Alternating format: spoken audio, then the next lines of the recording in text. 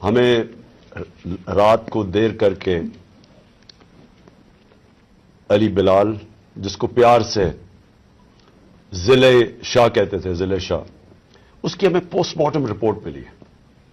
میں یہ شروع کرنا چاہتا ہوں آپ سے، آپ سب کے سامنے یہ جو میں آپ سے بات چیت کر رہا ہوں کہ جو پوسٹ مارٹم رپورٹ کے اندر جو چیزیں آئی ہیں، ڈاکٹر صاحبہ کا یہ شعبہ ہے، تو یہ پوسٹ مارٹم رپورٹ سے پہلے تو آپ کو یہ بتائیں کہ ایک کارکن اسپیشل چائلڈ جو کہ کسی، میرے خیال میں اس نے زندگی میں کسی کو نقصان نہیں پہنچایا، اس کی ویڈیوز چل رہی ہیں سوشل میڈیا کے اوپر، اس سے جو کیا گیا، پہلے میں یہ چاہتا ہوں کہ ڈاکٹر صاحبہ آپ کو پوسٹ مارٹم رپورٹ سے بتائیں کہ اس سے ہوا کیا. بسم اللہ الرحمن الرحیم. سب سے پہلے تو میں آپ کو ضلع شاہ کے بارے میں تھوڑا سا بتاتی چلی جاؤں. میرے حلقے کا یہ بچہ تھا اور 10 سال سے جس وقت سے میں اس حلقے میں گئی ہوں، وہ ہمیشہ ہمارے ساتھ خان صاحب کی تصویریں لے کے، جھنڈے لے کے، ہر وقت تو بالکل خان صاحب کا شدائی تھا. اور جب سے یہاں پچھلے 1.5 ماہ سے یہ باہر بیٹھا ہوتا، میری اس سے روزانہ ملاقات ہوتی. ایک سادہ لو انسان، اس سے کبھی کسی کو کوئی نقصان نہیں دیا، کبھی کسی کو کوئی تکلیف نہیں دی، ہمیشہ پیار سے وہ بات کرتا تھا، سب کے ساتھ وہ ملتا جلتا تھا. اس بچے کے اوپر اتنا ظلم اور تشدد ہوا. جب میں نے یہ پوسٹ مارٹم رپورٹ پڑھی تو میرا دل دہل گیا کہ یہ جن لوگوں نے یہ ظلم کیا، کیا ان کے گھر بال بچہ نہیں، اولاد نہیں ہے، جنہوں نے اس بچے کے اوپر اتنا ظلم کیا. یہ پوسٹ مارٹم رپورٹ ہے میرے پاس جو ڈیٹیل، اس میں اس کو 26 انجریز تھی. یعنی ایک انسان کو 26 انجریز، 26 تشدد کے نشانات تھے اس کے جسم کے اوپر. سب سے اہم جو تھا وہ تھا کہ اس کے سر کے اوپر باقاعدہ کسی بلنٹ انسٹرومنٹ یعنی کسی ڈنڈے سے اس کو زور سے اس کے سر پہ مار کے اس کا یہ جو ٹیمپرل بون، سائڈ کی بون ہوتی ہے، اس کا فریکچر ہو کے اور اس کا انٹراکرینیل ہیمریج یعنی دماغ کے اندر اس کے خون بہنا شروع ہو گیا تھا. اس کے ساتھ اس کے جو جسم کے اوپر انہوں نے تشدد کیا، خاص طور پہ پیٹ کے ایریا میں، تو اس کی وجہ سے اس کی تلی اور اس کا جو جگر تھا وہ بھی پھٹ گیا اور اس کی وجہ سے انٹرنل ہیمریج شروع ہو گئی.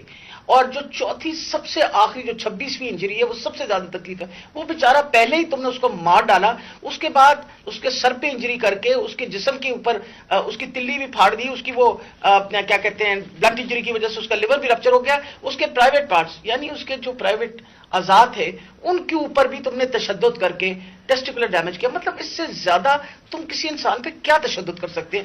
میں تو یہ دیکھ کے رپورٹ میں آپ کو بتا نہیں سکتی کہ یہ ہم جیسے ڈاکٹر جو ہر وقت ان چیزوں سے، ہمارا بھی دل دہل گیا کہ یہ ایک انسان کے اوپر، اور وہ بھی ایک ایسا سادہ لو انسان، اس کے اوپر اتنا زیادہ تشدد کیا. مین کاز جو اس کی ڈیتھ کی تھی وہ یہ تھا کہ اس کے برین کے اندر، جو اس کے دماغ کے اندر جو ہیمریج ہو گیا یعنی خون نکلنا شروع ہو گیا، اور جو تلی اور اس کے جگر سے جو خون نکلا اس کی وجہ سے وہ بیچارہ بچہ جو ہے وہ اللہ کو پیارا ہو گیا. جی شکریہ ڈاکٹر صاحبہ. میں نے یہ چاہا تھا کہ آپ پہلے یہ سمجھ لیں، پھر سے میں یہ بتانا چاہتا ہوں، وہ اسپیشل چائلڈ تھا. وہ ایک کیوں اس سے سارے پیار کرتے تھے؟ کیوں؟ اس کی طرح ویڈیوز دیکھ لیں، سارے سوشل میڈیا پہ اس کی ویڈیوز چل رہی ہیں. اس طرح کے انسان سے یہ تشدد کرنا، میں سوچتا رہا ہوں کہ اللہ ہم کدھر پہنچ گئے ہیں، یا ہم کدھر تک گر چکے ہیں. کیا ایک قوم اس طرح کی چیز کی اجازت دے، اور کیا اللہ کی برکت آ سکتی ہے اس قوم پہ؟ جب اس طرح کا ظلم ہوتا ہے قوم پہ، اور وہ قوم ظلم کو سہ جاتی ہے اور اپنے آپ کو بچاتی ہے کہ اچھا میرے پر یہ ظلم نہ ہو جائے. جس طرح جانور نہیں ہوتے کہ وہ دیکھ رہے ہیں کہ شیر نے آ کے ایک جانور کو پکڑ لیا، باقی سارے جان بچا کے بھاگ جاتے ہیں. ہم بھی وہ فیصلہ کر لیں کہ جانوروں کا معاشرہ ہے یا انسانوں کا معاشرہ ہے. انسان کا معاشرہ انصاف امر بالمعروف پہ کھڑا ہوتا ہے. وہ ظلم کا مقابلہ کرتا ہے جس کو جہاد کہتے ہیں. کیونکہ جب وہ ظلم کا مقابلہ نہیں کرتا تو حضرت علی کا قول ہے کہ کفر کا نظام چل جائے گا، ظلم کا نظام نہیں چل سکتا. یہ ہمارے نظام کے اوپر یہ جو ڈاکٹر صاحبہ نے ابھی پڑھ کے سنایا ہے، میں آپ کو یہ یقین دلاتا ہوں کہ یہ سب آپ سمجھ لیں. اگر ایک قوم اس کے اوپر اپنی آواز بلند نہیں کرے گی، اور جو کمزور ترین جہاد ہے کہ زبان سے اس کے خلاف نہیں بولے گی، تو یہ قوم کو جینے کا حق نہیں دیتا اللہ. وہ قرآن میں کہتا ہے کہ میری زمین پہ نکل کے دیکھو کتنی قومیں میں نے تباہ کی جو میرے حکم پہ نہیں چلی. ہم تباہی کا راستہ ہے یہ ہمارا. یہ جو پاکستان سے ہو رہا ہے، میں نے ہوتا ہوگا دہشت گردوں سے، شاید ملک کے غداروں سے اس طرح کی چیزیں ہوتی ہوں. میں نے اپنی زندگی میں کبھی اس طرح کے واقعہ نہیں دیکھے کہ پہلے ایک کارکن ہے، پھر وہ اسپیشل چائلڈ ہے، اور پھر وہ کوئی کسی قسم کا زندگی میں اس نے کسی سے لڑائی تک نہیں کی، اس سے یہ تشدد کیا جائے. اور تشدد کیا کیا؟ سر بھی اس کا، انہوں نے کہا کہ اندر سے خون نکلنا شروع ہو گیا. اس کا جو جگر ہے اور جو اس کی جو پتا ہے اس کو انہوں نے اس طرح مارا بے دردی سے، وہ اندر سے خون نکلنا شروع ہو گیا. لیکن اس کے پرائیویٹ پارٹس، یعنی اس کے اوپر تشدد کیا ہوا. میں ایک اور قرآن کی آیت ہے، اللہ کہتا ہے کہ انسان کو کہ میں نے تمہیں اشرف المخلوقات بنایا، سب سے عظیم مخلوق. جو انسان کا درجہ فرشتوں سے بھی اوپر چلا جاتا ہے. اگر انسان اللہ کے حکم پہ چلے وہ فرشتوں سے اوپر چلا جاتا ہے. لیکن وہی قرآن میں لکھا ہوا جب وہ گرتا ہے وہ جانوروں سے بھی نیچے چلا جاتا ہے. جانور بھی یہ نہ کریں. اور یہ جو ہمارے اوپر، جب سے میں یہ دیکھا ہے، ایک آدمی جب سے آیا ہے اس کو ایک پوزیشن پہ لگایا ہے، میں نام نہیں لیتا کیونکہ پھر سینسر ہو جائے گا. اس کو بھی پتا ہے، قوم کو بھی پتا ہے وہ کون ہے. جو اس نے ظلم کرنا شروع کیا سیاسی کارکنوں پہ. ایکسپرٹیز تھی اس کی کاؤنٹر ٹیررزم، دہشت گردوں سے کچھ کرتا تھا. لیکن میں سوچتا ہوں کہ وہ دہشت گردوں سے بھی یہ جو کرتا ہوگا یا جن کے اوپر شک ہوگا کرتا ہوگا تو وہ کتنی نفرت پھیلی ہوگی ان علاقوں کے اندر. تو یہ جب سے وہ آیا، پہلے ہم نے شہباز گل کا، پہلے ہم مانے ہی نہ کہ شہباز گل سے یہ ہوا. وہ شہباز گل ابھی تک ٹھیک نہیں ہوا. جو انہوں نے اس کے اوپر تشدد کیا ہے، ایک یونیورسٹی پروفیسر پاکستان آتا ہے، چھوڑ کے ملک کے لیے ایک خواب دیکھ کے آتا ہے، اس کو جو انہوں نے ننگا کر کے جو اس کے اوپر تشدد کیا وہ ابھی تک ٹھیک نہیں ہے. کون سا وہ دہشت گرد تھا؟ پھر اعظم سواتی سے جو کیا انہوں نے. یعنی ہم اگر قوم یہ چیزیں بھول جائیں گی، ایک دن آپ کا بھی وقت آ جائے گا. ایک سینیٹر 75 سال کا آدمی، اس کو صرف ایک ٹویٹ کرنے پہ اوپر کے باجوہ صاحب شکریہ این آر او 2 کا. کون سے دنیا کے ملک کے اندر یہ جرم ہے کہ شکریہ باجوہ صاحب این آر او 2 کا؟ لیکن وہ کوئی سپر کنگ، کوئی فرعون کہ کسی کی جرت پڑ گئی، رات کو اس کو مارا، پوتیوں کے سامنے اس کو 3 بجے آ کے گھر میں تشدد کیا، پھر اس کو اٹھا کے لے کے گئے اور نامعلوم افراد کے حوالے کیا جنہوں نے ننگا کر کے اس کے اوپر تشدد کیا. اور جب اس کو مار رہے تھے تو سنا رہے تھے اس کی چیخوں کی آوازیں، اور اس میں بتا رہے تھے اس کو کہ بتاؤ یہ عمران خان سے کیا جائے گا. یہ ان لوگوں سے پالا پڑا ہوا اس قوم کو. اس کے بعد ارشد شریف سے وہ سب کو پتا کیا ہوا. کیا ارشد شریف کا قصور تھا؟ ساری قوم جانتی ہے کہ وہ رائے حق کا آدمی تھا. کوئی اس کا ضمیر کی قیمت نہیں تھی، کوئی اس کو خرید نہیں سکتا تھا، ڈرا نہیں سکتا تھا. اس جیسے جرنلسٹ صحافی سے انہوں نے کیا.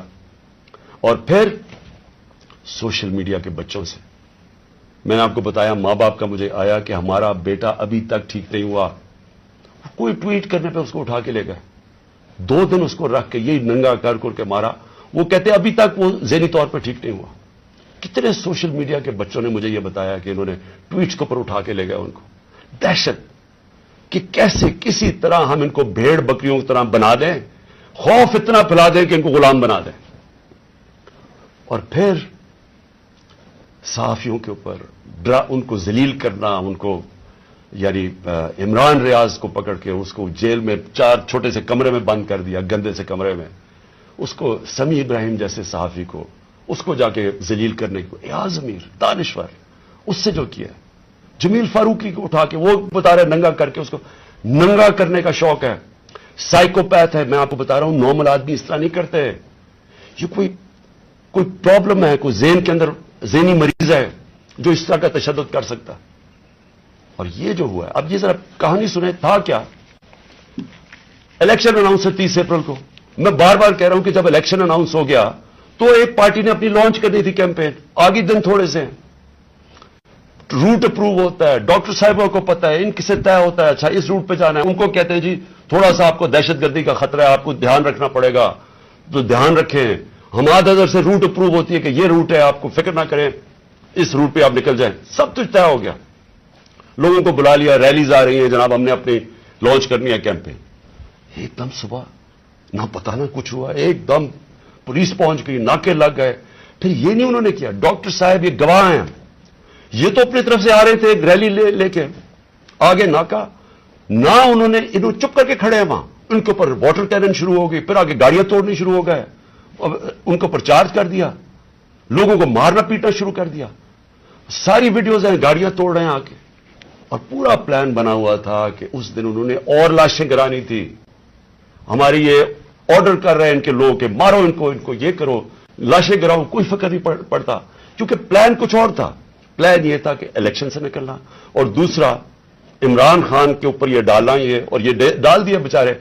जिले शाह का केस 302 मेरे ऊपर कत्ल का केस डाल दिया कि मैंने उसको कत्ल किया। यानी अगर इन बेवकूफों में अकल हो, एक तो अकल की बड़ी कमी है इस वक्त, पता नहीं कौन इनको एडवाइस कर रहा है। आप मारते हैं, सारी कौम देख रही हो, फिर मैं अपने उस और कत्ल किसे करूंगा? जिले शाह को। यानी जिस तरह मैंने बड़े जिंदगी में कत्ल किए हैं, और जिस तरह 26 साल में हमने बड़े कई लोगों को कत्ल करवाया, सारी हमारी पुरअमन रही है। और डॉक्टर साहब गवाह हैं, इनकी गाड़ी फिर तोड़ी गई, वहां बैठे हुए उनके ऊपर अटैक कर दिया। तो इनका प्लान था एक, लोगों को मारना, इलेक्शन से निकलना, तसादम करना, और दूसरा उस दिन पूरा प्लान बना तो उठा के मुझे बलूचिस्तान लेके जाना था। यह प्लान था। अब मैं अपनी कौम के सामने 2-3 चीजें रखना चाहता हूं। देखें, इस वक्त बदतरीन किस्म का मार्शल लॉ से भी बुरी सख्ती आई हुई है, हमारे ऊपर तो आई हुई है। वो दूसरे जो मर्जी करते फिरे, पुलिस एस्कॉर्ट उनके टैक्स पेयर के पैसे पे वो अपनी कैंपेन कर रही है, कोई पूछने वाला नहीं है, बल्कि पूरी मदद की जा रही है। वो और बात है कि लोग नहीं आ रहे, लेकिन उनकी पूरी मदद। और यहां इलेक्शन शेड्यूल के बाद भी कैंपेन के ऊपर पाबंदियां, हमारे लोगों के ऊपर केसेस, कितने लोग अभी जेल में हैं, कितने लोगों के, मेरे ऊपर अब 80 तकरीबन केस हो गए हैं। कोशिश है कि किसी तरह हम कैंपेन से निकल जाएं, और सारी कोशिश यह है कि इतना खौफ फैला दिया जाए कि किसी तरह इन चोरों को फिर से जिता दिया जाए। मेरा सवाल अब यह है, शुएब शेख को पकड़ लिया कल, उसका क्या कसूर था? बोल का क्या कसूर है? कसूर यह है कि वो हमें कवरेज देता है। कसूर यह है कि वो जो कंट्रोल्ड चैनल्स इनके हाथ में हैं, जिनको पैसा भी चल रहा है और जिनको कंट्रोल किया हुआ है, उनमें से तो ब्लैकआउट हो गया। तो जो 1-2 चैनल्स हमें दिखाती हैं, 3-4 चैनल्स, उनको तो किसी तरह बंद किया जाए। इसका कसूर यह था, और मैं इसको आज खराज तहसीन पेश करता हूं। उसने मुझे बताया कितने केसेस इसके ऊपर कर रहे हैं, कितना प्रेशर डाल रहे हैं कि किसी तरह इमरान खान की कवरेज खत्म करो, और उसको कल पकड़ के जेल में डाल दिया। ARY को कल बंद कर दिया। बंद किस चीज के ऊपर करा, अभी तक यह भी नहीं हमें पता बंद किस पे किया है। बस इमरान खान की कवरेज नहीं दे रही। पेमरा का कल इनको अदालत ने कहा कि पेमरा को कि मेरे ऊपर से बैन उठाओ। कल टेलीफोन कर करके लाइव तकरीर उन्होंने करने नहीं दी। और ये इलेक्शन का चंद महीने, हफ्ते रह गए हैं, इलेक्शन के महीने में उनको टेलीफोन कर करके मेरी तकरीर नहीं करने दी। अब ये कौन इतना ताकतवर है कि हाई कोर्ट के फैसले के बावजूद वो हुक्म करता है कि जनाब इमरान खान को नहीं दिखाना, और वो नहीं दिखाते? कौन इतना ताकतवर? फिर एक और ड्रामा हो रहा है। जिले शाह के बाप को पहुंच गए सारे, ये पुलिस पहुंच गई उसके घर, पता नहीं उसे क्या हो रहा है। जोर ये लगाया जा रहा है कि किसी तरह केस पीछे हटे। जब सबको जिले शाह के वालिद ने बताया कि कल क्या हुआ है, आई विटनेसेस है, उन्होंने देखा इसको उस पुलिस वैन के अंदर, जो प्रेजेंट वैन थी, वो देखा सबने। उन आई विटनेसेस की स्टेटमेंट है कि हुआ क्या, गवाह बैठे हैं। उसके बावजूद कोशिश की जा रही है कि जी एक्सीडेंट हो गया या कोई और वजह बता दे उसके मरने की। ऊपर से 302 का मतलब कि मेरे ऊपर डाल दिया केस। ये कौन कर रहा है? ये कवर अप कौन कर रहा है? किसके पास इतनी ताकत है कि ये कवर अप करने की कोशिश कर रहा है? हम जब पुलिस वालों से अंदर से पैगाम आ रहे, जी हां हमने नहीं किया, ये कोई नामालूम अफराद ले गए थे। कवर अप मेरा किसने किया? अरशद शरीफ का कवर अप कौन कर रहा है? मेरी जेआईटी को सैबोटाज कौन कर रहा है? कौन इतना ताकतवर है कि पुलिस को हुक्म देता है कि आपने गवाही नहीं देनी मेरी जेआईटी में, और फिर जेआईटी का रिकॉर्ड सारा गायब। और फिर JIT को एक केयर टेकर गवर्नमेंट खत्म करवा देती है, और फिर अरशद शरीफ का कवर अप कौन कर रहा है? कौन उसकी JIT आगे नहीं बढ़ने दिया जा रहा? और यही लोग अब इसका कवर अप करेंगे, क्योंकि इसमें से चीजें और निकलनी है। पुलिस ने कहना हमने नहीं किया, हमने इसको पूरी तरह केस लड़ेंगे।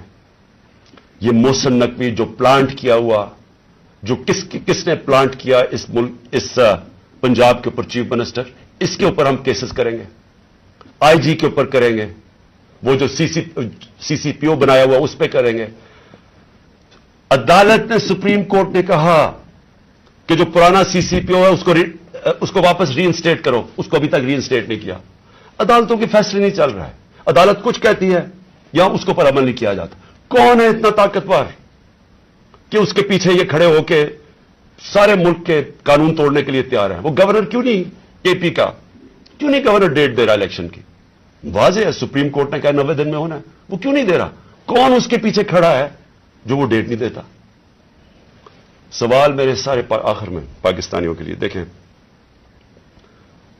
हमने बाहैसियत कौम फैसला करना है। क्या हमने इस जंगल में रहना है जिसका कोई अब मुस्तकबिल नहीं है और अपनी तबाही का रास्ते की तरफ जा रहा है? मुल्क तो डूब रहा है, माशियत तो तबाह हो गई है, सारे चोर ऊपर बैठ गए हैं, अपने 1100 अरब रुपए के केसेस खत्म कर दिए, पैसा इनका बाहर पड़ा है, 100 रुपए से ज्यादा इनके होते हुए डॉलर महंगा हो गया, रुपया गिर गया। यहां कौम गरीब होती जा रही है, इनका पैसा बाहर पड़ा ही है, इनको फायदा ही फायदा है, दौलत में इजाफा हो रहा है पाकिस्तान के मुकाबले में। तो हमने यहां पे बाहैसियत एक कौम फैसला करना है। हमारे पास 2 रास्ते हैं, एक गुलामी का रास्ता और तबाही का रास्ता, और एक अपनी हकीकी आजादी का रास्ता। मैं अपनी सारी कौम को आज कह रहा हूं, देखें जो जिले शाह से हुआ है, अगर आप सबके दिल में वो तकलीफ नहीं है जो आज हम सबको हो रही है, यहां डॉक्टर साहिबा बताएगी नहीं, वहां औरतें रो रही हैं हमारी, जो हर रोज इसको देखती थी। इसने 4 महीने हमारे साथ उधर धरने पे गुजारे, आज से 8-9 साल पहले जब 2014 में हमने धरना किया, 4 महीने ये वहां बैठा रहा। ये वो ऐसा इंसान था, इसे सब प्यार करते थे। और इसकी आप वीडियोस देख लें कि आपको पता चलेगा कि कैसा एक भला मानस इंसान, एक जिसको कोई दुनिया की कोई चीज ही नहीं थी, एक इश्क में काम करने वाला आदमी, अगर उससे ये कर सकते हैं, उसको तशद्दुद करके मार सकते हैं, और ये कौम चुप करके तमाशा देख सकती है। मैं फिर से आपको कहता हूं, हमारा कोई फ्यूचर नहीं है। मैंने बर्तानिया के अंदर अपना टाइम गुजारा, क्रिकेट खेलता था 15-20 साल। उधर इस तरह की चीज हो, सारी कौम सड़कों पे होती है, कोई जिंदा कौम है, वो कौम अमर मारूफ पे चलती है। उसको जहाद का मतलब पता है कि जहाद होता है जुल्म का और नाइंसाफी के सामने कौम खड़ी हो, वो जिंदा कौमें होती है। मैं सारी आपकी अपनी कौम को कहता हूं, ये जो लोग, हमारी बदकिस्मती है कि ये जो जरदारी और नवाज शरीफ और शहबाज शरीफ, जो 30 साल से जुर्म पेशा लोग इस मुल्क को लूट रहे हैं और हर किस्म का जुर्म करते हैं, ये बैठे हैं, और जो 2-3 नामालूम अफराद जो इसको जकड़ के बैठे हुए, जिनका मैं नाम नहीं लेता क्योंकि फिर कट जाएगा, इन्होंने ये मुल्क को उधर लेके जा रहे हैं। सारे पाकिस्तानियों जिनका जीना मरना इधर है, हमारी तरह के लोगों का, सारों को ये आज समझ आना चाहिए कि यह हम सब की बर्बादी है। इनको कोई फर्क नहीं पड़ेगा, क्योंकि जिन्हों के पैसे बाहर पड़े हैं, जिनके डॉलर्स बाहर पड़े हुए, उनको कोई फर्क नहीं पड़ेगा जिस तरफ ये कौम जा रही है। इसलिए सारी कौम को मेरा आखिर में पैगाम है कि ये वक्त है हम सब खड़े हो इसके खिलाफ। मैं जो इन्होंने किया परसों, यानी जो जुल्म की इंतहा की, सारी कौम के ऊपर है ये। हमारा जुर्म क्या था? आप अगर कोई जुर्म भी ना करें, आइन और कानून के बीच में चलें, और फिर आपके ऊपर डंडे बरसाएं, लोगों को मारें, गाड़ियां तोड़ें और कत्ल कर दें, एक वो इंसान यानी जिसको शायद इतना तकलीफ ना होती औरों की जितनी इसकी जिले शाह की तकलीफ है। मैं सारी कौम को आज कहता हूं कि आप सब तैयारी करें। हमने इस हकीकी आजादी की जहाद में हमें सबको तैयार होना चाहिए कि हमारी जान भी चली जाए, लेकिन हमने अब पीछे नहीं हटना। पाकिस्तान जिंदाबाद।